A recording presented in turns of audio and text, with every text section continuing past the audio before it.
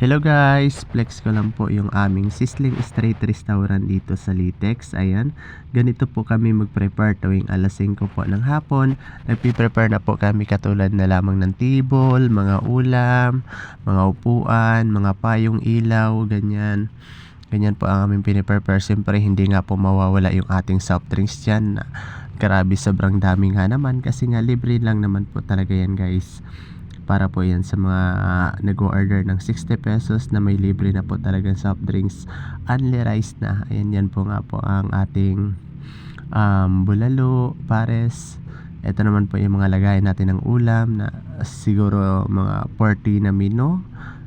Ganyan, ito po yung sa ating ihaw-ihaw guys. Ayan, so ito na nga guys, lahat guys, no. Ito na guys yung ating mga customer. Ayan, gabi-gabi po yan ganyan guys. Kaya talaga naman sa mga gusto pong pumunta guys, sa lahat ng gustong pumunta, ang location po natin Litex po mismo guys, katabi po ng libre sakayan papuntang City Hall. Ayan, mamaya ipapakita ko po sa inyo ang location po at ang area background po ng ating Sizzling Street Restaurant. Ayan na nga guys, ayan. Meron din tayo ditong 79 guys na mga sizzling po, katulad ng sisig. Basta marami guys, meron chicken, meron din tayong ihaw-ihaw dito guys, na talaga naman guys na pinipilahan talaga guys yung ihaw-ihaw natin. Sa sobrang laki ba naman guys, at saka sa presyong pamasa, only rice na.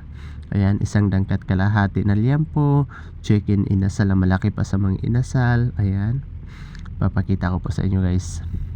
Ayan, ganyan po talaga karami ang mga dumarayo at kumakain dito. Gabi-gabi po talaga yan guys. Kaya talaga naman guys, sa mga gusto pong pumunta guys, ang location natin guys lagi nyo pong tatandaan, Litex mismo lang po guys, katabi po ng libre sakayan ng biyahe ng City Hall. Ayan, makikita nyo po guys na grabe, punong-puno po talaga yung mga lamisan. Ito po guys ang ating location guys. Ayan, ito po yung Litex ng background po ng Litex. Ayan, ito naman po ang libre sakayan, yung bus na po yan. Ayan, yan po yung libre sakayan. Kaya madali nyo lang pong makita, madali nyo lang pong matuntunan. Ayan, ayan na nga guys, no. Ayan guys, meron tayo ditong bulalo, pares, papaitan, sinigang, lahat ng order guys. Only rice, wala po kayong order dyan na hindi only rice. Lahat ng order guys na gusto nyo pong kainin, only rice na po, only juice, maliban na po sa take out. Only gravy, ayan, only sibuyas, bawang, tuyo, patis, paminta, sili, kalamansi guys. Ayan, kahit ano, basta ba naka-order ka na ng ulam, pwedeng malaya ka na. Mag-unli kung ano yung gusto mo, maliban na lang po sa ulam guys kasi pag ulam, pag gusto nyo po ng unli ulam, unli bayad din, ganon lang yun.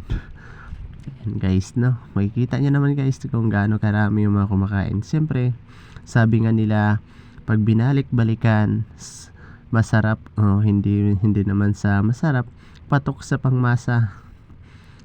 Lalo na yung mga presyo natin. Alright guys, so ngayon guys, sa mga gustong pumunta say you guys, ako po yung magsiserve sa inyo, char.